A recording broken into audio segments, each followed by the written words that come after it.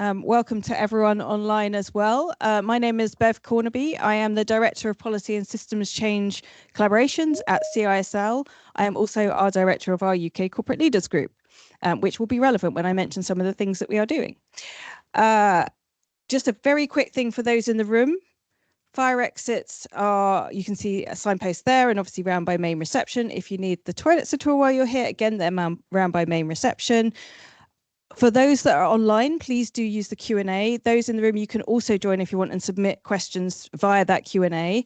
We will have time for questions throughout the session at different points, and we will be monitoring that to make sure that we come to that. Another thing to note as well, for those that are online, we are recording this, so you'll see the little red dot, and also to make those in the room aware as well. So just a quick thing just to go through first. So this is our agenda for this afternoon, and thank you very much for you all to coming. This is really, just to set the aims of it as well, this is really our opportunity to connect across the university before some of us go and attend the COP30 event in Belém in Brazil. We realise that not everyone can get there. It's, I mean, particularly this year, it's a very big logistical nightmare, but also it's just physically isn't possible for everyone to go there. As a university, we only get a few badges through our observer status, but we want to ensure that you're all engaged in that and understand what actually is the opportunity to engage with it remotely and in person, also give a chance for those that are going in person to connect before we actually go there. Through this session as well, we have an external speaker who'll be joining us for the last part, and they'll be setting out the UK government's priorities for COP30. But in light of thinking about it, is what is our role as a university in actually supporting the outcomes of the COP, and how can we influence that, and how can we support the UK government with that, bearing in mind we are a UK-based university, even if we do have quite a global reach.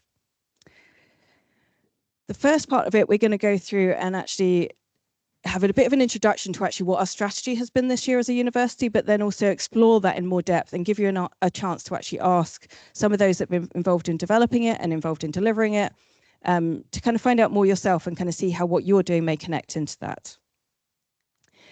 Before we go through to that, I did just want to kind of do a bit of a reminder of just a bit of the context for COP and what happens there and what is likely to be discussed. For those that are less familiar with the process, it is the only international process on actually how do we address climate change. And that is, it brings together 194 countries. It is the COP, so the, this is when I'm going to forget what it means, actually, my mind is going blank. Conference of the Parties. It is the climate COP. There is also a biodiversity COP. There is also a desertification COP. Those are not running this year. They only run every other year. The climate COP runs every year. Often you'll hear about it, there'll be some major big decision, something that will happen, some outcome.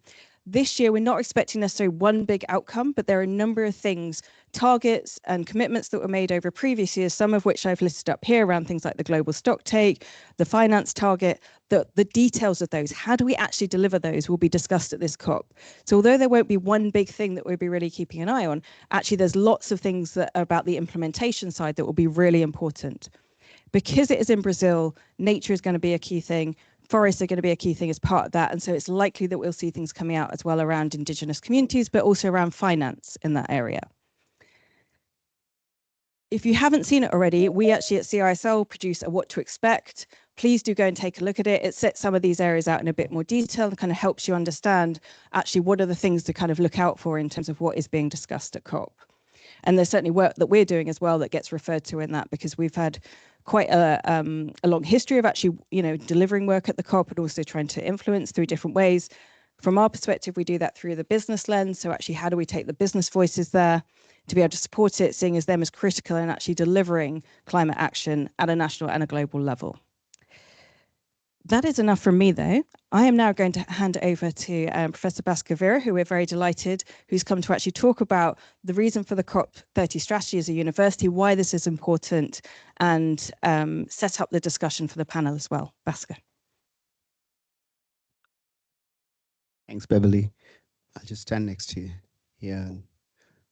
It's really good to be here, and thank you for inviting me to open this. And I saw you put 15 minutes against my name, but I probably don't need 15 minutes.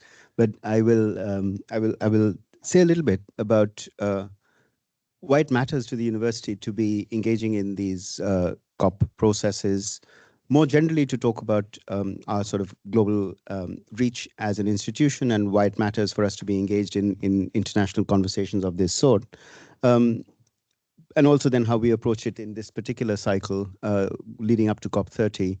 Uh, I know that the people on the panel are going to share a little bit more detail about what we're doing, so I don't want to kind of steal too much of their thunder, but I just want to give you a sort of high-level overview. So, I mean, we are a university like most universities. We do education and research. That's the core business of a university. But I think one of the things that's distinctive about Cambridge is that our mission includes a contribution to society. And we take that really seriously. It is written in our mission statement. And it's the use of knowledge and research as well as education to make that mission a reality. So the fact that we engage in these public debates, these public discourses, these policy making processes, is very much embedded within the mission. This isn't an add-on; it is core to how the university sees its own work. And the multilateral environmental agreements, all three that Beverly mentioned, the climate change, the biodiversity, and the desertification conventions, are a very important part of the global landscape in which decision making takes place. They've been running since the early 1990s. I happen to be one of a few people in this room who've been working on these things from before the COPs were a thing, but the COPs have now become a thing. And I think it's really important for us to engage with the COPs um, because they are the place at which a number of different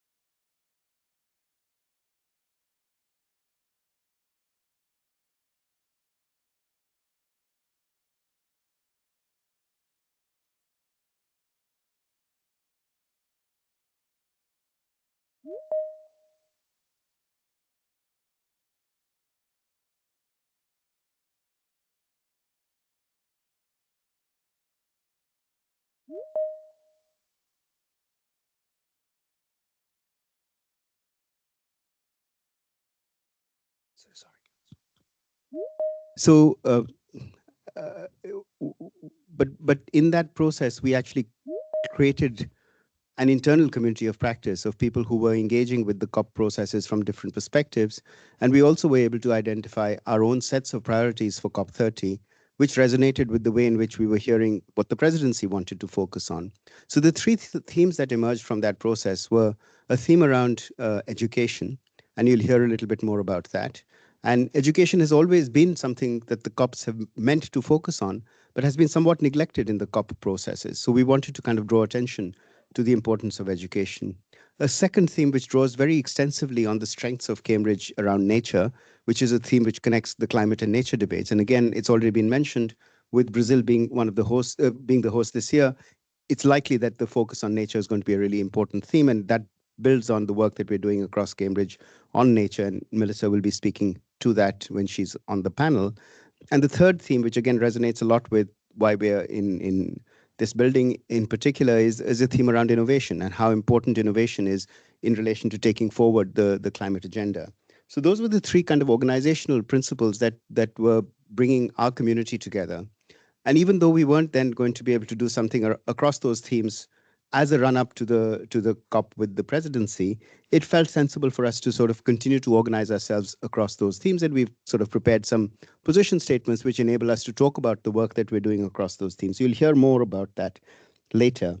So that is really the sort of the lead up to the COP. I mean, CISL has been organizing these pre-COP events for a long time, and it's really helpful to actually bring the community together before the event itself. We often meet each other on aircraft waiting lounges and in distant places. So actually knowing who's going and what their own plans and agendas are, it's really helpful to bring the community together, but also to share with those who are not traveling to the COPs what our plans are and what the possible engagement opportunities might be.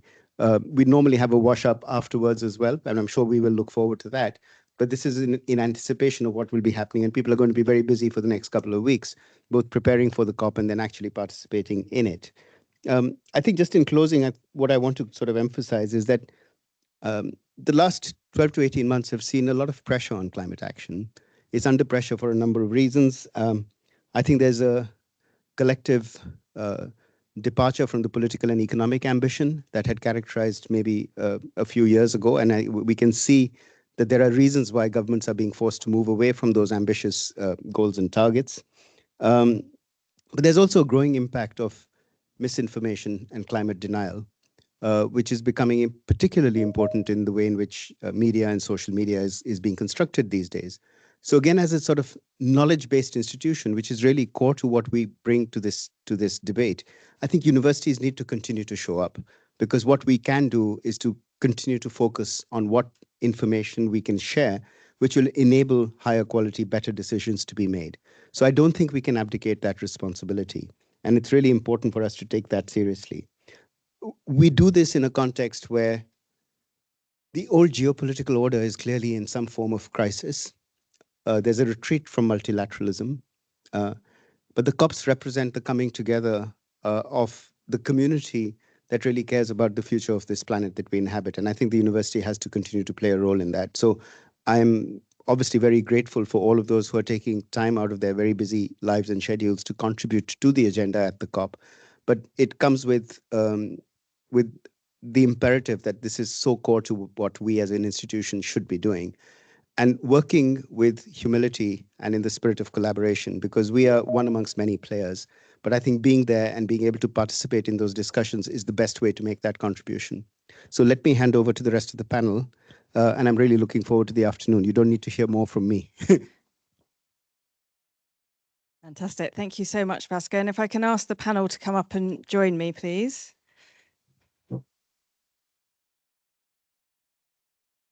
And I have to say, this is where we do many events at COP. And one of the things that I'm never that keen on is these high chairs, because they're never great to sit on. But so we'll just give everyone a moment just to sit down.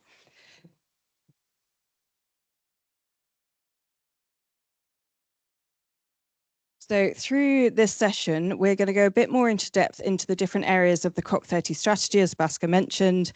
So looking at the kind of the education, innovation and nature areas. And also Steve is joining us because Steve has been instrumental in actually kind of pulling this strategy together kind of in the background, and has had a role previously as well within UNFCCC about actually the role of higher education institutes at the COP. And so therefore it's kind of quite relevant to think about what we're doing in that kind of that broader context.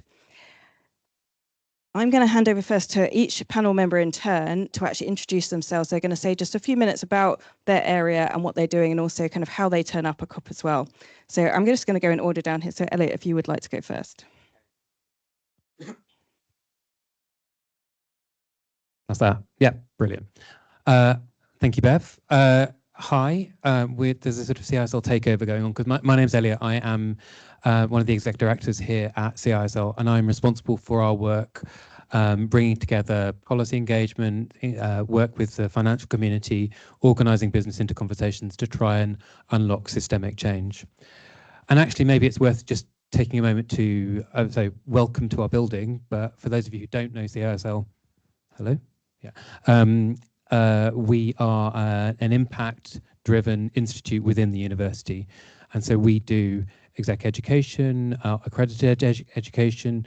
We do that system change convening that I talked about, and we do innovation support. So part of this building is used to support the community of startups and entrepreneurs that we work with. And one of the key topic areas that we identified in the conversation with others around the university that the university should be advancing is this focus on innovation. Obviously, Cambridge is well known as a thriving hub for innovation. It's the densest innovation community in the world, and has so much, the Cambridge phenomenon is widely talked about in terms of its potential.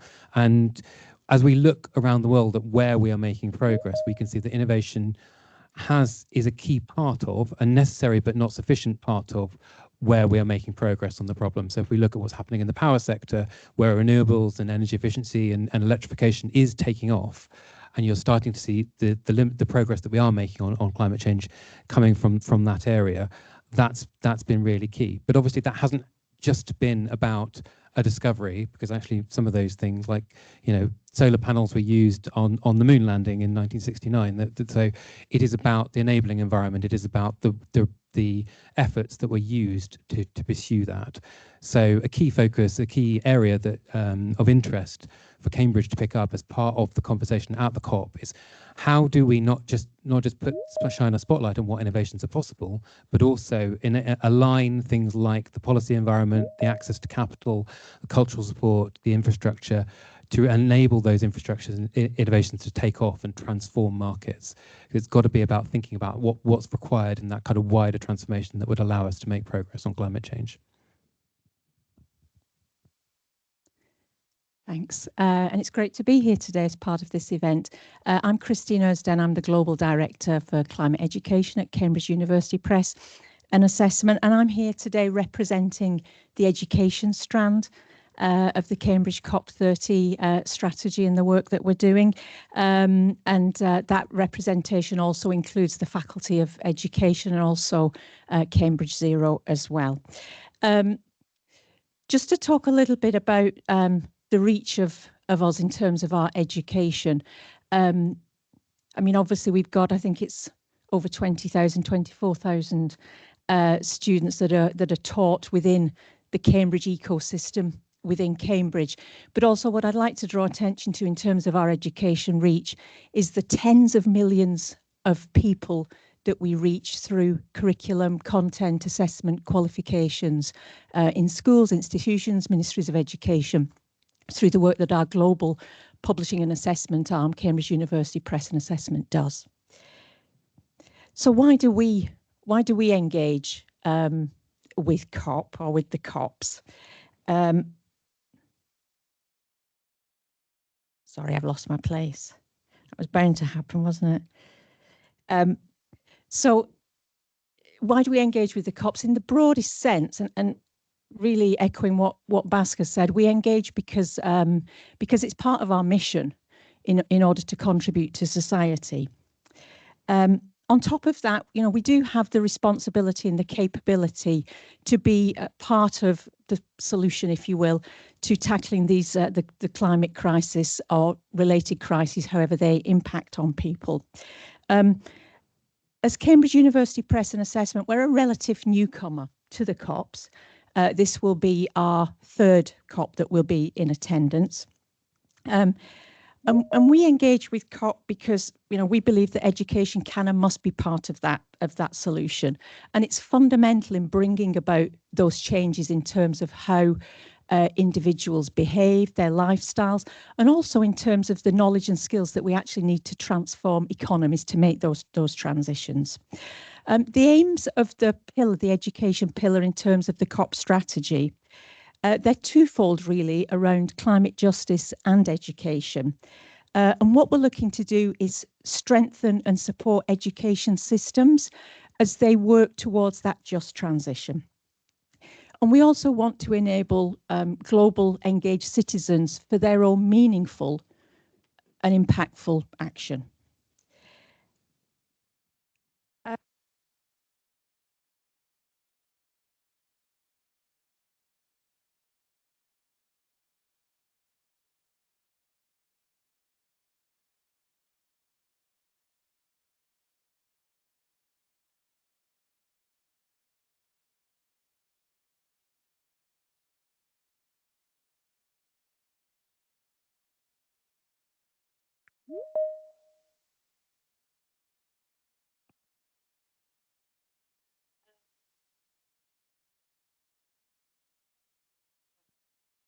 That better? Yes. Okay.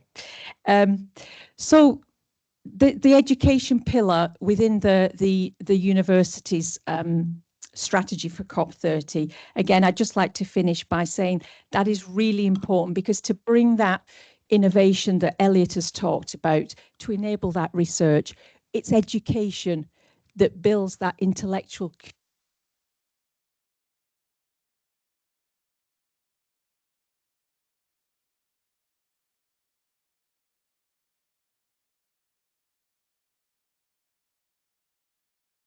I do apologise about this. We seem to be having a few technical issues. This one does seem to be working. So we're just going to do a quick swap. How's that? Yeah, okay, magic. So hi there, lovely to be here. I'm Melissa Leach and I'm Executive Director at the Cambridge Conservation Initiative, which works on nature and works for a world in which nature and society thrive together. So unsurprisingly, we've been leading on the nature theme within the university's COP30 strategy. And doing so as in a real consciousness of the inextricable links between climate change and nature, which exists partly because of the biophysical processes that interconnect biodiversity loss and carbon emissions and so on, but also because actually both climate change and nature loss and destruction are symptoms of the same underlying forces and processes and systems in extractive economies, in misaligned structures of the ways people live in consumption and production. So against that background, the COP that CCI, so CCI is a collaboration.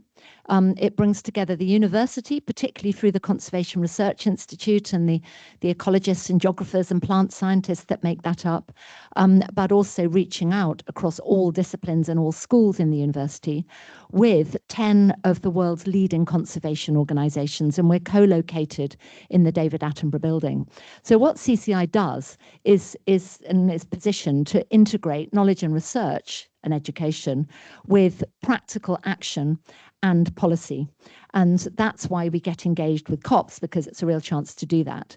Our usual COPs are the biodiversity COPs, but in this particular case, and especially because of Brazil and Belém, we think nature is going to be super important. So our CCI strategy, linking with the universities, is really aiming at 3 areas.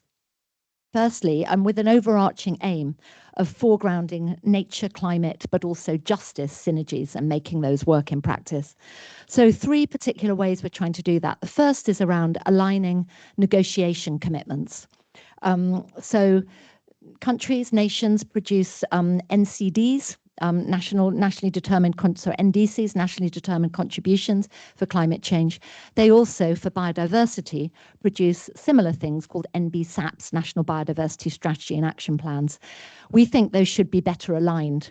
And some of our partners, RSPB and BirdLife, are helping to coordinate networks of non-governmental organizations working through the agenda items about coordination across the Rio Conventions to enable that to happen. We're also going to have people in the negotiation chambers representing their countries, particularly the alumni of the MPhil in Conservation Leadership, which CCI is a university program that CCI runs, very international, and a fantastic network of alumni who are often now in the positions as the ministers of their own countries, who will be bringing those nature agendas to the heart of what's going on. The second area is highlighting the potential of nature-based solutions or nature-based approaches to address climate change, mitigation, adaptation, and resilience. And this is about highlighting and telling the stories in the COP and in the communications campaign we'll be running around it, of projects large and small, which are protecting and restoring landscapes, protecting forests, protecting wetlands, delivering outcomes for people, for biodiversity, and for fixing and securing carbon.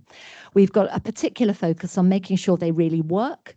The world is frankly full of nature-based solutions that actually aren't very good for biodiversity because they plant trees everywhere and undermine the diversity of landscapes.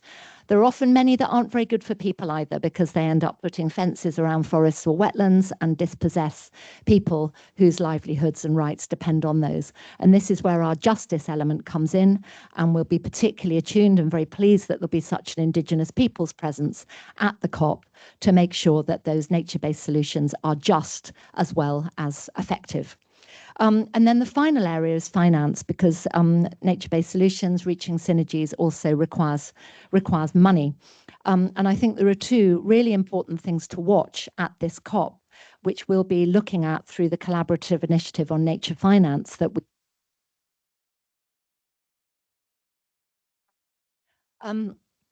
One is that businesses are increasingly seeing climate risk as a risk to their business operations, to their future supply chains, to the resilience of what they're doing. And so I think we can see in this COP a piling in of business finance, including for nature-based approaches. The second is that Brazil is going to be launching a really innovative financial mechanism, the Forest Forever facility, which is a direct, it's not based on offsets, it's not based on credits, it's a direct financing arrangements for forests, tropical forests, as both sort of approaches for climate and approaches for nature, and we'll be looking for contributions from countries to an initial fund, which will then lead on into a form of blended finance involving private equity.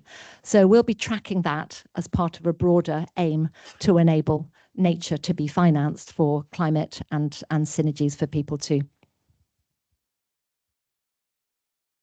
Hello, everyone. It's a pleasure to be back here. It comes around very quickly each year, and I really enjoy this as an opportunity just to meet the people who will be going, because actually often we don't really know until we get there. One of the things to say, so I'm Steve Davison. I'm Director of Strategy at Cambridge Zero. Cambridge Zero is the university's cross-cutting climate initiative. Myself and Amy, who's here in the audience, put your hand up, Amy, are going to be in Belém from Cambridge Zero.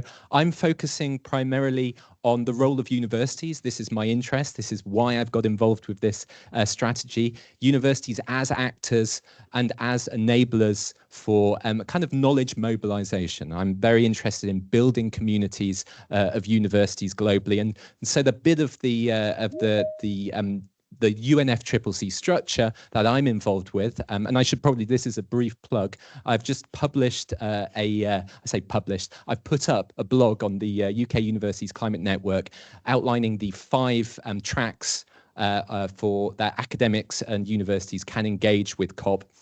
I won't go through all of them now, but the one that I'm interested in is the Global Climate Action Agenda. So that's all of the actors who aren't parties to the UNFCCC. So we're talking businesses, we're talking universities, NGOs, cities, all sorts of different players. And it's the role that they have in an official program under the Climate Champions. Just to give you very quickly a little bit of context about the strategy, just really adding to what Bhaskar was saying earlier, really. It's important to put this in the context of a growth in interest in COP. There is an element of pragmatism and necessity about having to get a bit more organized. Since Paris in particular, this non-state actor bit has become really, really dominant. And as a result, the interest and the profile of COP has increased massively. And you can see that in the numbers attending COP each year. So the peak was probably at the UAE. There was 100,000 people attended officially, so in the blue zone in the UAE. The year before that, I think it was about 40,000. The year after that, it was around 60,000. We're expecting around 45,000, 50,000 this year. So that's actually quite a lot of people turning up. People know what COP is in a way that they never used to. At the same time, the badge situation, the way that we can actually access that has become more difficult as demand has increased. Funds have also decreased. And so as a way of trying to be as fair as possible and ensuring that we act as enablers for our academic community, it's important that we're starting to coordinate a bit more around this. But then there's a question of, well, what do we mean by strategy anyway for a university? Because to be perfectly honest, COP is actually really technical. Most of what they're discussing there, the universities as an institution is not going to have a view on. You know, we don't have views on things which really aren't core business. And I know climate change is everyone's core business, but what I'm talking about from a university perspective is science, it's research, it's education. And obviously the impact of those. So really, when we're talking about strategy, what we're talking about is how we can enable our community and also how we can better storytell and form these narratives so that we can present ourselves coherently in Belém. So in a sense, the themes that we've been talking about today, they've ticked a number of boxes. One of those boxes is they represent strengths that we have here in Cambridge.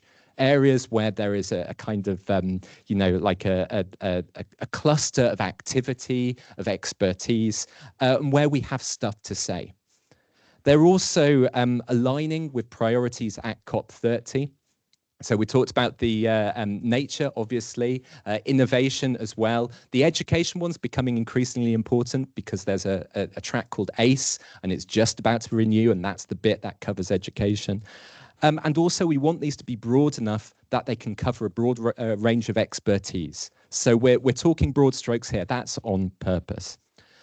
The last thing I just want to say, I think it's important to look at where we want to go with this, because COP is more than just an event, and yet most people in the sector just treat it as an event, as an opportunity to communicate research and what they're doing, but it's actually part of a process.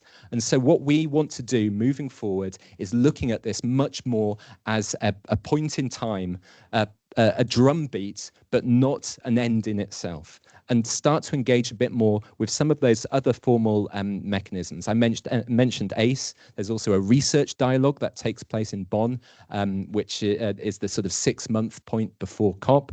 There's the Global Climate Agenda that I spoke about. And of course, there's what we do at a national level in terms of informing our own NDC. And I know CISL do a lot in that space, and I think there's a lot that we can work. And then throughout all of this, looking forward, how can we partner to have greatest impact with our natural partners, be they other universities or museums or all sorts? Thank you. Brilliant. Thank you so much to all of you for those introductions. And just to say, I realize that there's going to be a lot of acronyms, and it is like an acronym soup going to COP. It's, you know, it's an acronym in itself. So if there isn't anything that you understand, if there's anything you don't understand, please do put your hand up and let us know, because obviously we're happy to give a bit of a kind of, you know, brief overview of what some of these things actually mean. I'm going to go through and ask a few questions now, but then we are going to come to you as an audience. So do have a think about what you want to put to our participants.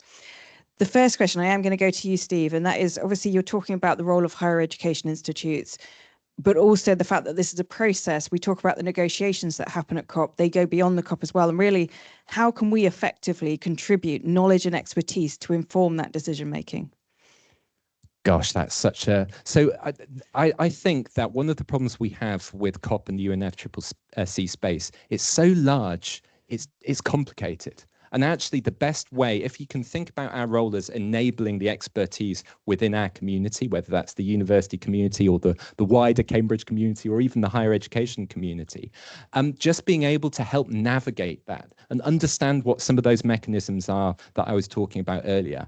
If people think that this is just an event, they're just going to go there, you know, do their usual thing, which is important, it has value, but there are other mechanisms that are actually formalized within the process. And part of our role is actually really making people aware of some of those mechanisms. Yeah, and I think those mechanisms are important, and there are different ways, I should say, throughout the university that we are engaging in different parts of it. And I mentioned about our UK Corporate Leaders Group. One of the ways we engage is with the UK government, and actually we take the voice of business there and we kind of bring that as part of actually what we do to try and then amplify in some ways the UK's ambition, but also look at how do then we bring others behind that to actually mean that we're making a change, you know, making a shift in those negotiations and helping to increase ambition. And so there are others in this audience who are likely to be doing some of those bits. So do feel free to talk to people and ask them, you know, kind of actually there's specific bits, because there's a lot in the negotiations that they're actually looking at, and you may be able to contribute in specific bits, even if not to the overarching. I'm going to come on, because the other thing that obviously we were talking about the climate negotiations, again, the nature side, that is being looked at continuously. There are constant conversations around it. It only takes place every 2 years. But obviously with it being in the Amazon, you know, how, I mean, Melissa, I'm going to come to you in terms of how is nature actually showing up on that negotiating agenda? Well, I think it'll show up in a number of different ways. It'll show up around the moves to coordinate. So there've been behind the scenes pushes, and many countries are very aware of the need to align the commitments they're making on climate with the commitments they're making on nature. That makes good sense in terms of national policy. So I think we will see in the negotiations countries making commitments that also speak about nature. And of course, protecting and restoring nature is a very, very good way to meet your net zero and your climate commitments, especially for countries that have large areas of tropical forest or large areas of land which could be regenerated in effective ways. So I think we'll see that happening anyway. I think we will also see a lot of action around the edge. So I mean, these COPs are always divided into the formal negotiations in the blue zone and then the green zone, which is the world of side events and discussions. And I would predict that many of those will be focused on nature, and that we'll have a lot of representation from Indigenous peoples groups who are articulating why nature needs to be protected and enhanced, along with people's rights, if progress is going to be made. So, I mean, I don't know. My prediction is nature will be everywhere, one way or another, and it will be very interesting to see if that's the case. And out of interest, do you have any thoughts in terms of what you think success would look like in that area, in terms of any outcomes for nature? Well, I think one would be clearer alignment and coordinated alignment between action plans across climate and nature, so greater coherence in a sense. I mean, there have been suggestions that the COP should merge, and actually it doesn't make sense to have biodiversity, climate, and desertification. And actually, why haven't we got a single process? That hasn't happened yet. But for now, I think for leaders to be talking in a way that is coherent. I think the other would be for some of these really big nature-focused commitments to get the go-ahead. And I think Brazil's proposal around the Forest Forever facility is a very, very important one. And I know they're looking for commitments and, as it were, money on the table, which can then drive an important process of change. Yeah, and I think in terms of that merging, the level of bureaucracy involved, it shouldn't be underestimated as well, because they have been going, obviously we were at COP30, the biodiversity and desertification are both at 16, going to 17 next year. And actually trying to bring that together is a massive, it's a massive bureaucratic process to actually try and do that. So it's going to be a challenge, but at the same time, it could really reap benefits if they are looked at more holistically. Christine, you mentioned about the education side and how important that is. But I mean, when we're talking about negotiations, we're talking about outcomes in terms of, reducing emissions, or in nature in terms of addressing that. How really does education show up in that way? And does it come into those direct negotiations, or is it kind of, how does it show up?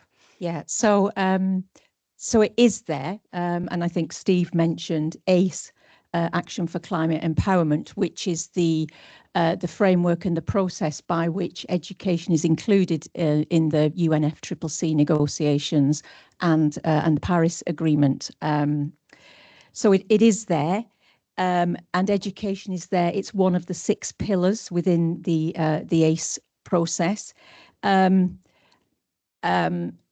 sort of an impression from myself, if I may, and this is a personal impression. It is quite a low-profile strand. It's not very well known. Many people in education are not aware of it. I myself, and my specific focus is climate education. I only became aware through others, and again through Steve's expert knowledge of various processes. So I think that the contention in the education area is that there isn't sufficient representation, and certainly not on the scale of the risk or the opportunity, whichever way you want to look at it. And I mean, that said, education has been brought more into the agenda, more into the themes, which I appreciate is progress. But again, it's always masked, to my mind, it's always masked and buried under terms such as human development, capacity building. So if we look at COP30 at the moment, if we're looking for education, we go to the 5th action area or axis. We find that, and then within that we find objective number 18, which is fostering I'm just going to read this, which is fostering human and social development. So education is in there. So to me it's buried, and we have to work really hard to find it, and we have to work really hard to then link it into the sectoral focus. I mean, in terms of education, I would comment that my observation is that I think higher education has made good progress in being present, being visible, being an actor in there, much more so than K-12 education. K-12 education really isn't represented very much at all. There are ministerial meetings, but again, it's quite hard to find an education minister in there. So I think that's one of the things on my mind there is about how to raise, in particular, the profile of K-12 education, which is by its nature, I think, is more local, parochial, and possibly more political than higher education, although people may disagree with that comment.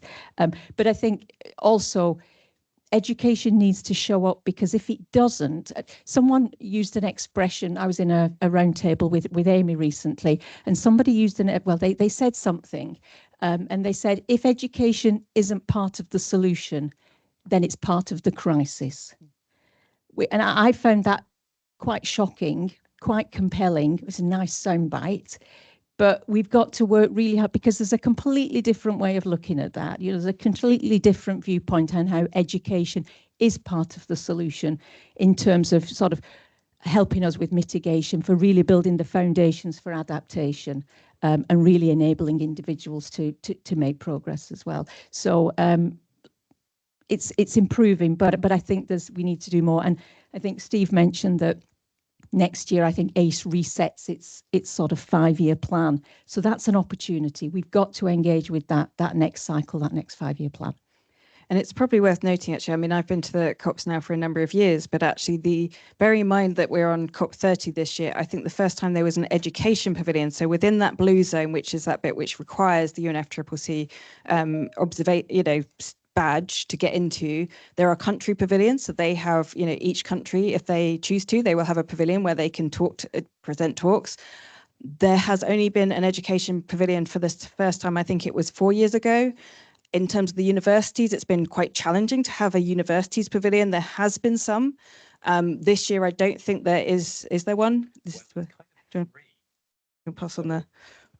Yeah. There's kind of 3.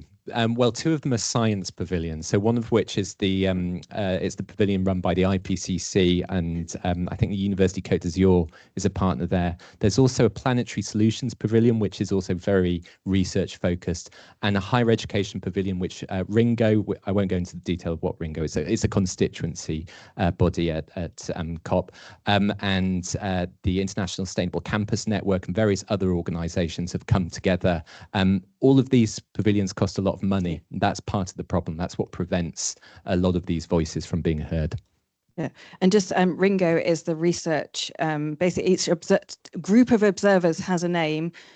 Ringo is the one for research. The R stands for research. There's Bingo, which is business. There's Yungo, which is youth. There's a religious one, which is for churches, and there is also, I think, a gender one. Farmers, yeah, there's a number of them. I think you're getting the gist. There's quite a few. And so you go in as an observer through one of those different constituents. And so we are under Ringo. We also, because of our work with business, also under Bingo as well as a secondary thing. But that means that also those different, the people that are responsible for coordinating those actually provide us with a lot of briefings, which is really helpful because it is also a coordination point for us as a university to get briefings through Ringo.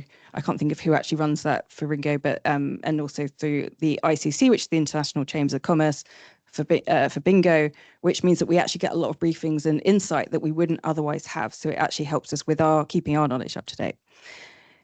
Coming on to the innovation side. So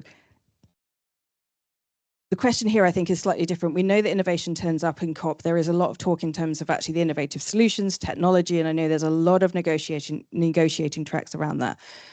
Cambridge itself has a big innovation ecosystem. So I suppose, what are we hoping to highlight at the COP in terms of innovation? Yes, good question. I mean, I'm tempted to say, based on this event, one of the things that we should be highlighting is the importance of battery technology, and how valuable it is. But moving on from that, so I mean, just actually before I answer that, I just want to say, I suppose, just you've heard from the other panelists quite a few things about the complexity of the structure of COP, and just to kind of like run through that, I think you've got this almost multi-ring circus. So you've got formally the negotiations at the heart of it, governments meeting with a negotiated output. Then you have other side conversations between governments on the side. You have the observers watching that. You have formalized side events, both in the blue zone and the green zone. You have pavilions with their own events, where a whole set of conversations. And then outside that, you have other forms of events that are attracted into the city because of the bulk of activity. So Steve talked about it in terms of this broader action agenda, the fact that almost uniquely amongst multilateral processes, probably uniquely actually, the UNFCCC COPs have formally identified the activity taking place in business, in local government, in states and regions, in community groups, and said that we're interested in that and want to host that. So whether it's indigenous people or the private sector, we want to kind of have that space alongside us and take note of those outcomes, trying to create the momentum for a whole of economy transition, for those conversations to connect. And I think that's really important to mention because, yes, the formal negotiated outcomes are going to be really, really important, and there have been things in the past. So there is, for example, one of the things that we've supported in CISL, this idea that there should be a formal kind of like negotiated goal to phase out fossil fuels and talk about how to accelerate things like renewable energy and other things. So that's something we were explicitly trying to support and working with business groups across Latin America to kind of highlight the range of things happening in Latin America around that. But there are also things that kind of happen alongside. So coalitions of the willing, such as the Powering Past Coal Alliance, which is a group of countries that came together just to support action on coal. So when we talk about where innovation can show up or where the transitions can show up, it can show up in any of these different things, but hopefully they all connect together and they all kind of add up to that overall momentum. So I think, you know, there are really important things. So I've talked about renewables. I think one of the things that's on the agenda, or is actually each COP, it kind of goes more and more on the agenda because it's each year, I think there is a sort of sense of we're not talking about this enough, is the adaptation and risk conversation. And that's one of the areas where we're working particularly with the insurance sector, but also other parts of the financial sector to kind of say there needs to be more focus on that. There needs to be, so that's actually an area where the innovation is often in the financial industry in terms of thinking about how different ways of sharing risk and associating that could be. I think we have our work we've done with the Whittle Laboratory on transforming the aviation sector. We're trying to kind of highlight both the limitations of some forms of innovation, so not for countries to not put all their eggs in the basket of sustainable aviation fuels, as useful as it is, but sort of say there are concerns with that, there are limits to that, but also to say actually there are some amazing potential solutions that aren't being addressed, aren't being scaled. Notably, if you had greater action on contrails, that could be really, really transform and could actually be one of the few things that we could do that has a noticeable impact on warming in the short term. So, I mean, I think all of these areas, whether it's energy, whether it's adaptation and financing, whether it's aviation and transport, just finding ways to kind of connect the conversation up about whether it's technical or business model innovation into the conversations happening in COP, there are lots of potential options. Brilliant. Thank you, Alec. Now, I know we could keep having a discussion, but I do, in the interest of time, want to make sure that we're opening up. And I understand there is at least one question online. If there's any others in the room, do put your hand up in a moment. So we go to the one online first. Yep. So the question online is what, and I think this is probably aimed at Bev and Elliot, what are the top 3 messages that you will be bringing to COP30 on behalf of businesses in the UK? I think that one's probably for me, actually. So, to give a bit of more of an explanation, we, as part of CISL, over many years and before this other organisation happened, we often took the voice of business to COPs ourselves, and there were lots of statements, communiques that we did at a global level. So there was one around Copenhagen, there was one in advance of Paris, or others. But actually around Paris, it was decided that ourselves with other business groups should come together, and we formed something called the Women Business Coalition. We are still a co-founding partner of that coalition, and with Women Business, we have we align with their ask, which we fed into for this year. So there are 3 that I'm going to mention that are really relevant for us in terms of our UK corporate leaders group and actually how we're showing up. One of them is actually the importance of the multilateral process in itself. So one of the things that we do, we see this as important, but you will have seen globally people like Trump and others who are standing up and kind of leaving the Paris Agreement, saying that it's not working. And there's often a lot of, even in the British press going, this is just not, why are people going to it? Isn't it a waste of money? Climate costs, but it is the only process that we have where it brings together 194 countries to actually agree on how we tackle climate change. And if we didn't have that, then we wouldn't have another mechanism to tackle it globally. So it's really important. It helps to set the global direction and helps it therefore through what was referred to as the NDCs, which is the nationally determined contributions. So how each country actually contributes to actually meeting those global goals, which is set by the Paris Agreement. It actually helps us kind of have that process that then comes down at a national level that provides certainty, provides clarity and consistency. That means it actually unlocks investment, it unlocks innovation, it unlocks education, and hopefully actually avoids us experiencing the worst risks and implications of climate change. On another level of that, we are going in about the ambition level. So that is around the nationally determined contributions. We have a publication that is due out on the first Monday of COP, which is around the UK's NDC. And that is, it's quite a challenge to do that one because we had one we brought out last year. We've done an update, but bearing in mind the UK's carbon budget and delivery plan only came out yesterday. We had a draft that we had to leave lots of placeholders in and now are frantically trying to finish this document to have it ready in time. We're going there in a slightly different way to others. So with Women Business Coalition, they have had this campaign for ambitious investable NDCs and making sure all countries are stepping up. I think there's something like there's still over 100 countries that haven't actually come forward with their NDCs. They were meant to by February of this year. There are lots of countries, therefore, that they've done notes around and briefings around that are saying countries need to come forward and set those. The UK set its NDC, and this is for 2035 target last year. They brought out its implementation plans, so what they submitted to the UNFCCC in February. And they have, we have strategies, we have action plans, including the one that came out yesterday. And so actually we're leading compared to other countries. So it's about how do we show up and how do we engage others in also following that ambition level. And that is important because if it's not happening globally, then it's not going to, we're going to all experience the worst impacts of climate change. The other area that we are having going in on is the area that Elliot mentioned, which is actually around energy and the energy transition. You may have heard of something called the tripling renewables, doubling energy efficiency targets. Those came out of COP28 at Dubai. They were a big agreement. And now it's actually about how do you implement that? What does that actually mean on a country level? So we've been doing work in the LATAM region with businesses there around that. So yeah, that hopefully covers it. Just going to one addition to that, which is so that was a question around the UK. We have an office in Brussels. We organise a European version of our corporate leaders group, and so one of the 100 countries or blocks of countries that hasn't provided an NDC is the EU, which usually provides its NDC as a bubble, as a single for all the member states, and they haven't been able to agree on their ambition, and that's something that we've been trying to kind of support and make the case for and support but it's politically deadlocked there. I should also mention the other bit I mentioned about the UK Corporate Leaders Group is because if you go and look at the UK Pavilion, either online or if you happen to be going in person, you can see it in person. Our UK Corporate Leaders Group is actually a sponsor of that. So we have businesses supporting us to be a sponsor. We work very closely with the UK government on a week by week basis in terms of actually supporting and pushing that ambition level that they have. The current government does have high ambitions in terms of going into COP and the outcomes. But we're actually kind of bringing some weight behind that in terms of actually showing support for it from across the economy. So yeah, is there any other questions in the room or online? If not, there we go, Amy.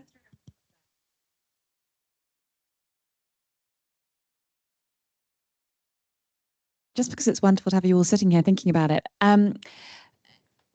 If we were to think about Cambridge's strategy going forwards into future years, are there defined things that you would see us as an institution doing to ratchet up our engagement with COP, be that through research, be that through education, be that through the individuals who attend, in a really open way? What do you think that would be?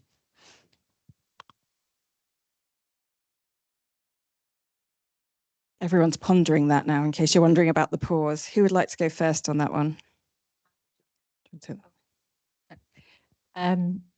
Thanks for the question, Amy.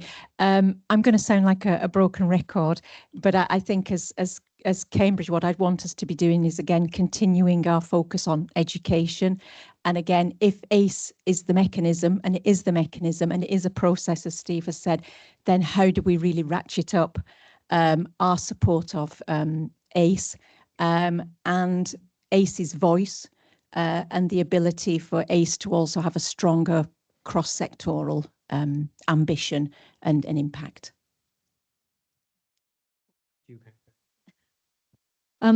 Really good question, and it's one we thought about. I think with more time and more coherence, there should be a major convening across Cambridge and with key international partners. I don't feel it should be simply Cambridge. It would be about, and so the original idea to work with the Brazilian embassy, I think, was a very attractive one, and it didn't go forward for reasons that Bhaskar explained.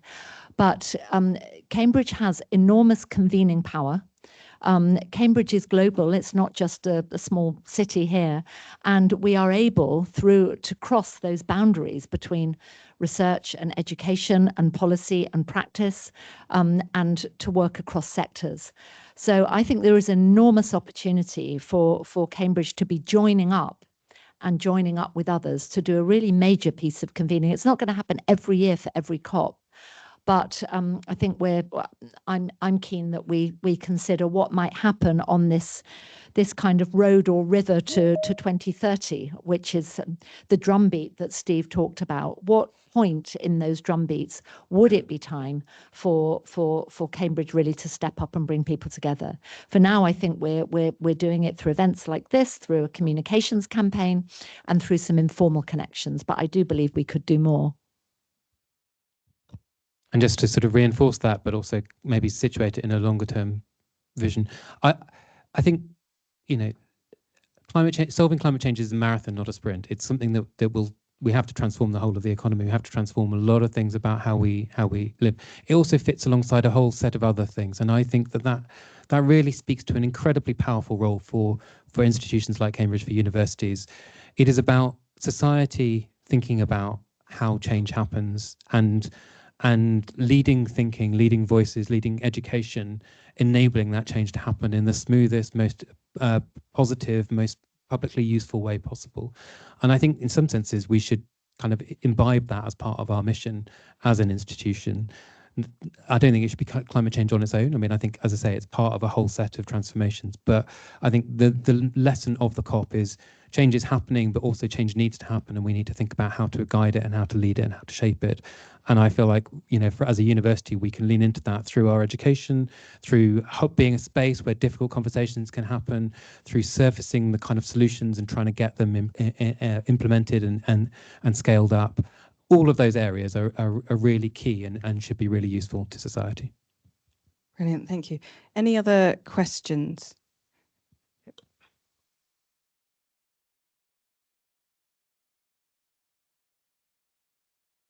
you.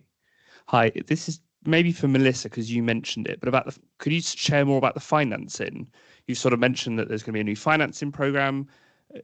What does that look like? And also, who are you expecting to fund it? Where's the money going to come from? There's lots and lots of commitments for financing that's constantly ramping up year after year. Where's the money coming from? I mean, I can't give you an overview of all the climate financing commitments and discussions and debates that are going to go on at this particular COP. I mean, the two areas, I think we are going to see more business finance, and that happens under or discussion about it, and that happens under a number of different mechanisms, whether it's corporate social and environmental responsibility on the back of investments, whether it's discussion about credit markets and how to make those work well, or whether it's the kinds of financial instruments that are emerging to enable businesses to internalize the climate costs as part of their business planning. The one I mentioned particularly, the Tropical Forest Forever facility, is very interesting because that's doing something different. And this is Brazil trying to launch what eventually would be an 125 billion fund, which would be then direct investment divided up amongst countries with significant areas of tropical forests, and they've got got a list of those that meet the criteria, with funding going to forest protection and restoration, and 20% of the funding going directly to Indigenous people. So that's an innovation in the mechanism. And I think there's still debate about how and whether this will work, but as I understand it, the initial 25 billion that they're looking for will be donated by relatively wealthy countries, and they will receive interest at US federal bank rates on that investment. And then that's meant to be forming the basis for then an equity fund that they're hoping businesses will also contribute to. So I think there'll be a lot of discussion about this. So far, as I understand it, only Brazil and Indonesia have committed to that initial fund. But I know Brazil wants to get some other commitments in the bag in advance of COP. So that's probably happening at this moment. Just to build on that, I mean, I think you probably hear more from Rachel as well, because she's one of the experts on this. I think the questions you ask are exactly the right thing, but it is like literally that is the thing that gets debated and is probably the most thorny issue. What money is needed? Where does it come from? How is it spent? How is it divided? And I think probably I've been involved in COP conversations for not as long as Basker, but for a fair number of years. And I mean, it's the perennial. What I would see as having moved quite dramatically, which I think Melissa just talked about, is this greater focus on unlocking private finance as part of that mix. And we put out some stuff on blended finance. Our briefing on COP also talks about this. I think that's really important because we're not going to get the amounts of funding needed without being able to mobilize private finance, but how we do it and how we make sure that you get the accountability and the control and it goes to the right place is genuinely difficult and controversial. But it's part and parcel of the whole conversation. Fantastic. I'm going to say thank you very much, everyone, because in the interest of time, we do have to bring this to a close. But just say for those that are in the room, if you do have any other questions I won't answer, please do feel free to catch our panelists at the very end, after the end of the session today. So yeah, thank you very much to Steve, Melissa, Christine and Elliot. Thank you.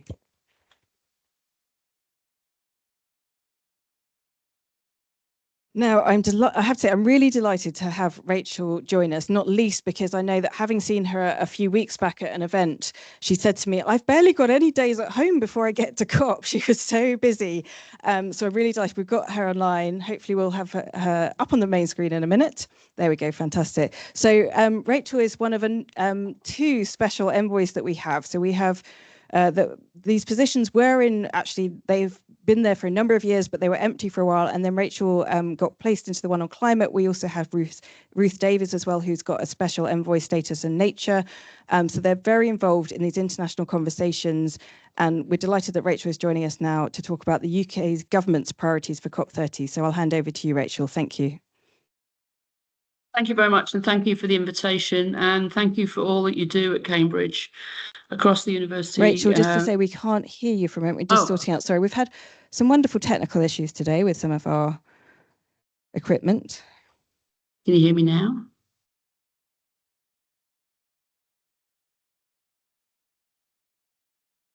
Can you hear me now? Ooh. Can you just try speaking again, Rachel, just to see whether we can hear you? Oh, yeah, now we've definitely got you now. Yeah, we've gone to the other extreme of almost having a heart attack from how loud it was. So yeah, thank you very much for joining us, Rachel. I will now hand over to you. Thank you. Thank you so much for the invitation. Very pleased to join you. Unfortunately, only online. And thank you for all that you do across the university, both on education and research, and as part of the broader community of Cambridge and Cambridgeshire. So thank you. So just one, it's not a correction, but I think one innovation in Ruth and my role is that we are politically appointed. So we're appointed by ministers. We're not civil servants, and we sort of float above the system, which has its own interesting ramifications. But this was because the government felt that it wanted to drive climate and nature throughout foreign policy and throughout our engagement overseas. So that's what we're trying to do. So to the COP. I've just come straight off a background briefing for the press. So I think that we have to sort of look at this in a number of different ways in terms of priority. The number one priority, unfortunately, is that one of the reasons we will be there in strength, although in lower numbers than usual, and why the Prime Minister is going is because we are there to defend multilateralism, defend the Paris Agreement, at a time when it is under attack. That I think there's no doubt about that. When the value of multilateralism does need to be reaffirmed, and where after 10 years we can see clearly where the Paris Agreement is working, but we know that it's not working fast enough and for enough people. And so I think it's interesting to have listened to Xi Jinping on the 24th of September or 23rd, whenever it was, the high-level segment of the United Nations General Assembly, where he submitted their NDC orally, and perhaps disappointed people with some of the numbers in terms of emissions reduction, but said, and we will strive to do more. And what we're looking for in that high-level segment at the beginning or a few days before the COP negotiations start is the world's leaders to gather and commit themselves to multilateralism again, commit themselves to the implementation, the accelerated implementation of the Paris Agreement, and to strive to do more. I mean, the UK's NDC is Paris-aligned. It is one of very few that is. Paragraph 4.3, for those of you who are very nerdy about this and actually remember the Paris Agreement, says that we should that the NDCs should be the highest expression of ambition, or the highest level of ambition should be in the NDCs. And over time, I think sometimes these get discussed because they become now discussed politically, and they become fully owned by governments as, what can we say that we are not afraid to be held to account for? How do we hedge our ambition with domestic politics or whatever? And that's perhaps a natural and actually probably a positive thing, because the first and second generations of nationally determined contributions, I mean, in some cases in the first generation, they were written by consultants, submitted to the UN, and nobody in cabinet or government knew what was in there. I mean, I'm not talking about the UK, but some other countries. And so now we have comprehensive plans across the whole of economy, all sources of emissions, all gases. And, some of them are struggling to be Paris aligned. But again, can we strive to do more? So I don't think anybody wants to ask countries to come back and do a do-over, as was the case in Glasgow. But I think we are looking for, first of all, an updated synthesis report during the COP, which includes the NDCs that have been filed since September. And we're looking for a commitment to strive to do more. So there's also no getting away that from the tensions within the multilateral system. I think, people will have read about the International Maritime Organization's discussions over the net zero framework, which is an attempt to put a pollution pays principle at the heart of bunker fuels and take the proceeds of that, a levy on bunker fuels, and play that back into making, first of all, the shipping industry greener, and then to use those set of proceeds for other issues of adaptation and resilience. So that failed at the final hurdle because of I think a widely reported systematic campaign by the United States and a few other actors in the margins to scupper the deal. So we are now in an environment where we've gone from sort of, some statements by the United States around language and priorities and things like this to sort of a willingness to take on the system. And we don't know exactly how and in what form the US will turn up, either by being absent or by being online or by being in person in Brazil. There's lots of rumors flying around. So it's all speculation, whatever you hear at the moment. But what is important is that we're also living in an era of misinformation and disinformation, and climate disinformation is on the rise. And so I think there's a really important role for institutions of learning and for scientists and for researchers to get out there and to find effective ways to combating that, to make sure that people understand what what we're doing on their behalf. So very quickly, just what things to look for in terms of substance, and I'm happy to take questions. One is that this is a nature COP. For years, climate always gets discussed in the biodiversity COPs, and we never managed to mention nature in the climate COP. That will be corrected, I think, this year, which is appropriate, not just because of its venue, but because I think there's been this, increased understanding of the importance of nature in climate action and objectives. Of course, there are a number of potential centerpieces. Again, there's been some reporting on a tropical forest futures fund, and this has been more than 2 years in the sort of design. And this is an idea around taking some public money that would seek a sub-commercial return, using that in a junior tranche to leverage sovereign funds, insurers, asset owners, etc., into a senior tranche where a commercial return would be expected, and that the proceeds of this fund investing in the markets in an ethical way, the proceeds of that fund would then flow to forest nations and would support investment in the standing forests and anti-deforestation measures, and 20% of the proceeds would be allocated to Indigenous peoples and local communities. If it works, this could be a solution at scale and a sustainable solution in that it can continue to invest to supporting countries for arresting deforestation.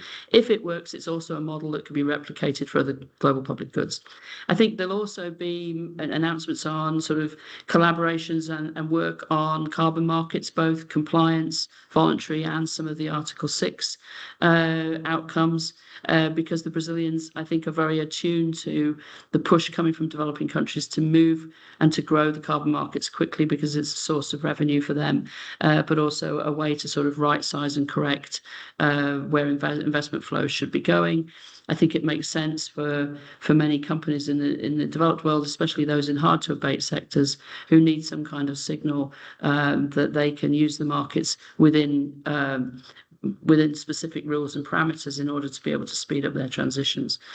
There's a big contention around the implementation of what we call the global stocktake, or the results of COP28, in particular around how are we doing on the trebling of renewable energy, the doubling of energy efficiency, and the transition away from fossil fuels. I think the Brazilians have been exploring whether or not there's a way to work between COPs on how do you actually transition away from fossil fuels, because that will mean very different things in very different economies. For the Nigerias and Angolas of this world, it's about where are their revenues coming into their chancellery, in the middle of the 2030s, if oil prices have peaked and are in decline and people are not in the market for their oil for much longer. That means something different from the transition away from a coal-based economy. It means something different for other economies. So how do we actually start working through this issue? There's also, I think, the Brazilians are very keen on sort of agreements on biofuels. I think we've been working very hard with China, the Brazilians, and many others on methane and short-lived climate pollutants. And we regard these as the handbrake, because if we can accelerate the implementation of all of the pledges that have been made on these issues, in particular since Glasgow, but going back to Paris, that's 0.5 degree of warming. And, given that we don't have time and that we're falling behind, this would be important. So we're looking at what more we can say. There will be other announcements on investments in nature and forests, etc. And then there's the golden thread, or the difficult issue, which is of finance. And I think what will take up a lot of political time and I think attention, appropriately so, is adaptation finance. So there's no desire, except from some countries, to relitigate the discussions of last year about a 300 billion commitment of public monies by 2030 to actually 2035, sorry, to replace the 100 billion goal from before. There was an agreement that there would be a Baku to Belém roadmap of how do you get from 300 billion of public monies to 1.3 trillion of investment that needs to be invested every year. That document will come out early next week. It will give it'll give parties almost no time to react to it. So there are some real issues then about how do we take that roadmap and what's the mechanism outside the negotiations for implementing it, and for the negotiators, how do we make climate finance more transparent? How do we have confidence that the flow is actually moving? And what are we counting in what way? This is a sort of interminable discussion, but the focus on adaptation is really important, and that needs to grow in number. And I think a number of people sort of almost misinterpret the concept of balancing, which was in the Paris Agreement. And of course, in Glasgow, there was this statement that sort of adaptation finance needed to double. But there's also people who seem to think that for every dollar of mitigation, there needs to be a dollar of adaptation. Adaptation funding needs to be increased that's very clear. But it's not a sort of the comparator to mitigation is not particularly useful. If we think about what adaptation finance means going forward, and I think this is another area where we will seek to find ways to work collaboratively together between COPs, then we're talking about social safety nets, how do you protect people, investing more in nature, because without nature we can't possibly expect to adapt, and how do you invest in resilient infrastructure. And all of these things we know a lot about, but not in the COP, right? These are issues of development finance or development or economic development, etc. So look for finance, look for forest and nature, look for what we can say about transitioning away, look for other elements of the sort of the energy mix, which will make progress. There will be a lot of activity on health, I think a lot on food, and hopefully some agreements on nitrogen and fertilizers. So bits and pieces, but I think it is a difficult narrative to tell, because the story going in is that our NDCs aren't on track. Nobody's much interested in the fact that some of these NDCs are really now profoundly important and completely politically discussed and agreed at cabinet level in different countries, economic development plans. So people will say we're not on track, the NDCs aren't good enough, and the Americans are on attack, and that's where the press will be.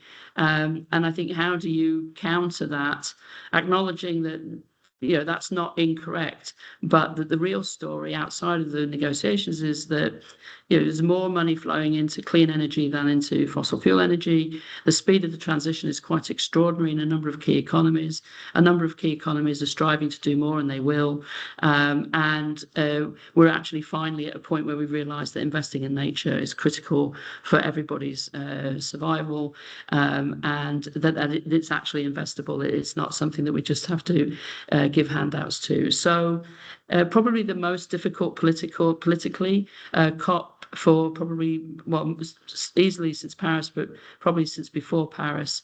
And we are in a new era of the practice of multilateralism, but we are not in a new era of the need for multilateralism in order to attend to these extraordinary global challenges. Thank you. Fantastic. Thank you so much, Rachel. So I'm going to open it up to questions. I don't know if we have any online. If not, are there any in the room? Take this opportunity.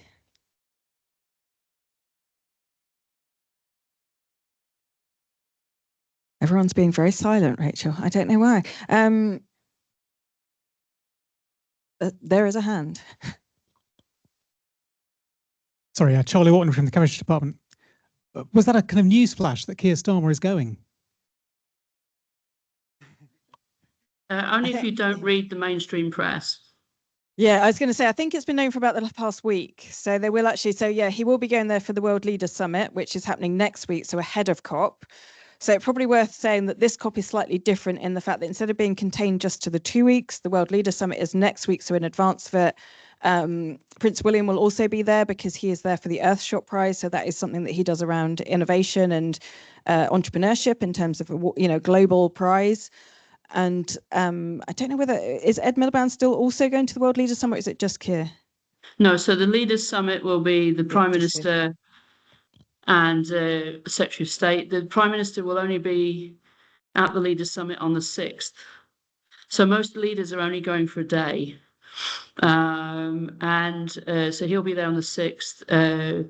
Ed Miliband will lead on the 7th, and then we've got Minister Mary Cray, the Nature Minister. We've got Minister Katie White, the Climate Minister, also in attendance at different points in time.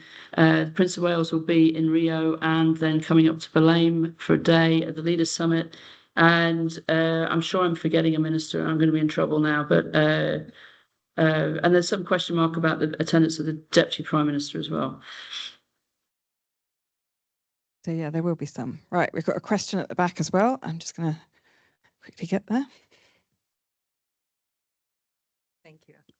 Very practical questions is how are we going to see what you learn and how you're going to share while you are there? I heard you were there just for the first week. Is that right? I'll be there as well. So I'd love to talk to you, but I'll be on the last week. So just... Oh, so I'm Michelle Sartorio and I'm the founder of Away Natural. Question to me or to...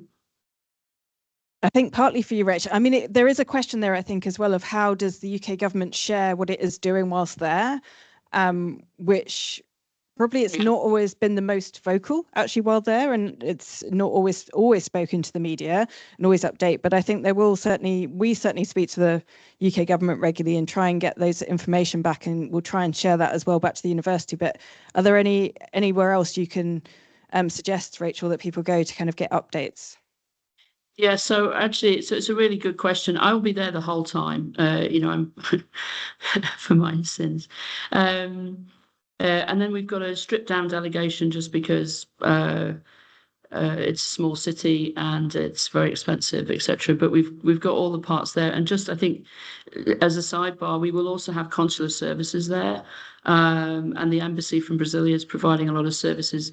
And there was some talk about us even having sort of backup medical support. So I think as you're connected to a British institution, I think if something, God forbid, anything would go wrong, we hope to be able to give you full support. So we will do regular press briefings, probably more than we did last year, because it's a more consequential COP and there's more going on. And and I think we'll try to be iterative in terms of how often we do those. And then we will do civil society briefings as well. Exactly how many and when, I don't know yet. So we will try and amp up a little bit what we're doing. But from a planning point of view, this is very much the World Leaders Summit is very much controlled sort of by Number 10, and then the COP is sort of led by DESNZ, the Department of Energy Security and Net Zero. So they're slightly different in the way they set up. But Ed Miliband, myself, and others will be there for both. So keep this.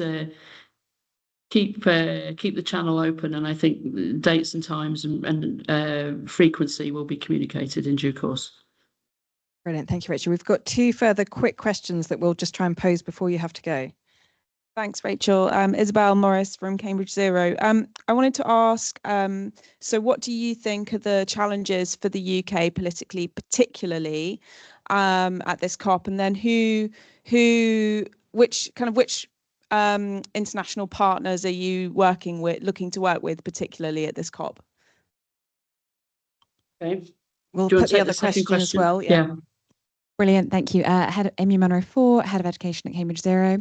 In the session that we've been in before you arrived, there's been a lot of discussion around the role of education as part of the ACE negotiation track, and a perceived need to amplify education's role in COP.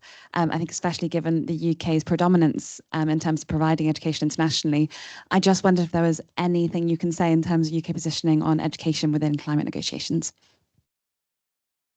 Thank you. I can run slightly over if that helps. So just to give full answers, or if there's a burning question in the room, I don't know what your schedule looks like.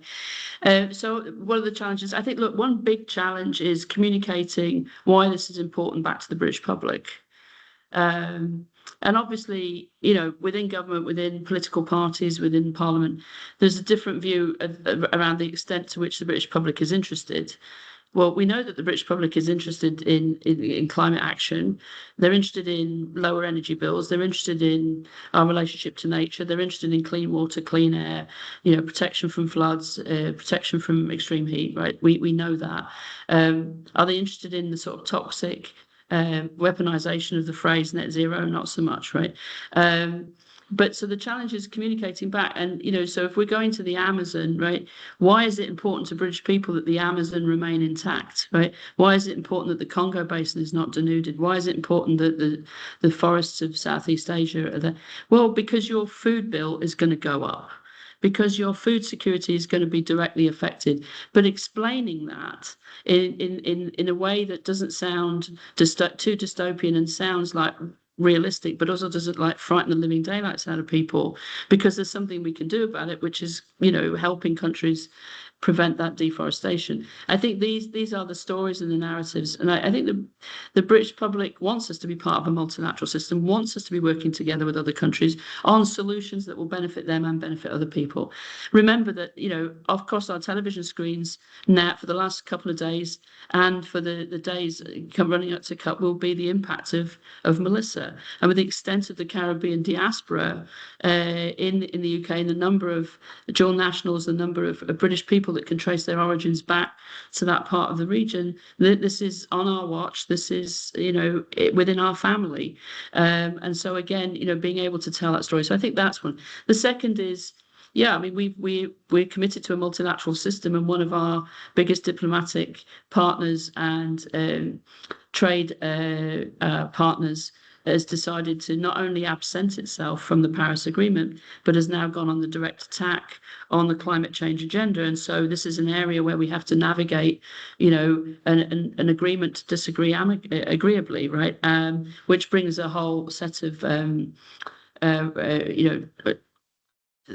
navigational issues, I think. And then I think just in terms of the partners, we're working very closely with Germany and Denmark within the EU, in particular on issues of finance. We're very aligned. We're working very closely with Singapore on carbon markets. We're working really closely across Southeast Asia, the Congo Basin and the Amazon, including sort of Guyana, on innovations in forest finance and innovations in nature finance. We're working closely with the small island developing states and the least developed countries on adaptation and adaptation finance. So we often play a role of bridge between different groupings. And we're working very hard to win back that style of work where we were seen as pragmatic, bridge building, bridge supporting, and I think we did a lot of that last year in Baku, and I think we're working very hard to do that again here. I have to say a little shout out to one of my bosses, in that Miliband is a sort of like global brand when it comes to climate action. He is known for his sort of wonkiness, for how much he knows, for his commitment to action, and for his energy. I was just in China last week, and they were like, "Oh, he is very, very, very, very energetic, very energetic," and they love that about him. So we do. It does matter. Relationships matter, and we have really good ones. On education, I think, look, it's very important. I don't know how that will actually show up in detail in the negotiations. The negotiations team will lead across that. But I have to say, as an educator as well, I teach at that other place with the darker blue. To which I'm, by the way, very, very committed, and I love it there. But it doesn't mean I don't love you less.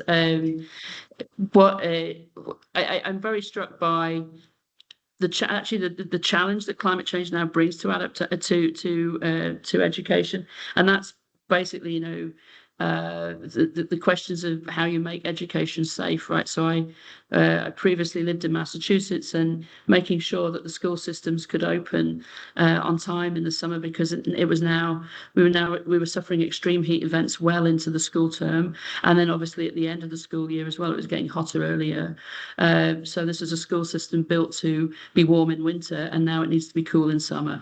And you can amplify the challenges to the education systems in developing countries where they don't have access to reliable energy, and they're designed, you know, not in a way that would allow them to be tolerable in extreme heat. So I think there's a lot to do just with, like, you know, where education takes place and how safe it is. Then there's the whole question of the curriculum, and there's the question of the integration of climate into across the curriculum, which I think, you know, a lot of high school systems, a lot of primary education systems have done a lot about in many countries, and obviously for tertiary education, you know, I wouldn't want to graduate a single student unless they understood the world into which they were graduating. And you know, we've seen a lot of great work, you know, in medical schools, schools of public health, education schools, etc., at the graduate level, really beginning to move quickly on that. And then there is just the defence of science, right? We have to be a science-informed country, and we are blessed with the academy that we have. And there's more and more and more that could be done. And when I travel around the world, what everybody wants is a little bit of our know-how, a little bit of our experience, whether that's regulatory reform, administrative reform, institutions, laws, you know, the way our academy teaches the stuff, the way that we think about it, what our research priorities are, how we're innovating, how the academy works with government hand in hand. I mean, they just want more than we can actually give, I think, and in the current setup. So how we continue to develop that, because that's our secret sauce, right? So we you know, and in particular, when people have been in the past focused on our overseas development assistance and other sort of financial ways in which we've been able to support, now that we have to be more innovative and creative around that, so, you know, more and more the focus is on the kinds of technical cooperation that we have. I was just in China, as I said, last week, and I was there with academics from a number of different institutions who are leading the technical partnerships on specific issues of how we're managing our power system, how we're managing investment into batteries, how we're managing our preparations for sort of hydrogen. And we you know, it was one team, right? It was the UK team, and it was government and the academy, and in some cases business and investors. And that this is more and more and more the demand that we see from our partners who we will be working with in Berlin. Brilliant, thank you. We are running over, but can I check, do you have time for one more question? Sure. Yep. Thanks, Rachel. It's Elliot here. I just wanted to ask you, you've referenced a couple of times where we're at with in terms of the US, and obviously the Brazilian presidency have talked about their, I'm going to butcher the pronunciation, their global multilateral, or and yeah. I guess my question is, you know, between, shall we say, whatever the multilateral negotiated outcome might be, between what might be developed in the kind of bottom-up spaces alongside, where should we be watching most closely? Where do you see the balance of what might come out of the next few weeks? It's a really good question. And I have to say that we're probably more confused about that, you know, a week before the COP than we've been in any COP previously. And that's part of the way that the Brazilians have worked and the way they've set up all the different component parts. It's part that this is, you know, an incredibly politically sensitive COP, not only just because of whether the US are on maneuvers or not, but also, you know, within the Brazilian government, large parts of the Brazilian government seeing this not exclusively, but very much as a tool to position Lula for his elections next year. So there's been this tension between the multilateral role of presidency and the bilateral need to showcase Brazilian leadership. So we're a little, I think things are a little less clear than they would normally be at this point. But at the high level segment, you know, that the leaders there are able to, you know, solidify their commitment to the Paris Agreement and are prepared to say something about trying to do more, right? And then when we get to the negotiated outcome, it would be great if we could not have 72 hours of arguing over the agenda, which has become sort of a fad or fashion in recent COPs. I'm hoping that everybody's telling their negotiators to sort of pull their necks in. I don't know the extent to which that's possible when there are some really important issues which are outstanding and where, you know, emotions run deep, and emotions can be played with by disinformation, misinformation, etc. But then by the end of the COP, then I think I would look for some kind of wraparound document. And of course, the Brazilians have said that they don't want an outcome document. They don't want a political paper, but I think that it's kind of difficult to imagine how they can not have one. But that would then tally up the fact that we've, you know, we've decided how we're moving forward on NDCs. We've decided how we're noting or whatever language we're using around the roadmap from Baku to Belém. That there has been extraordinary announcements made on, X, Y, Z outside of the negotiations. That we are committing to working together in certain ways. There may be other roadmaps that are agreed. I don't know, and that therefore. 1.5 is still in sight. I think that political statement, many parties want to see iterated, and at the end of this process, we have an outcome and we have a process in place. I think that shouldn't be misunderstood. That might not be where we would all love to be, but.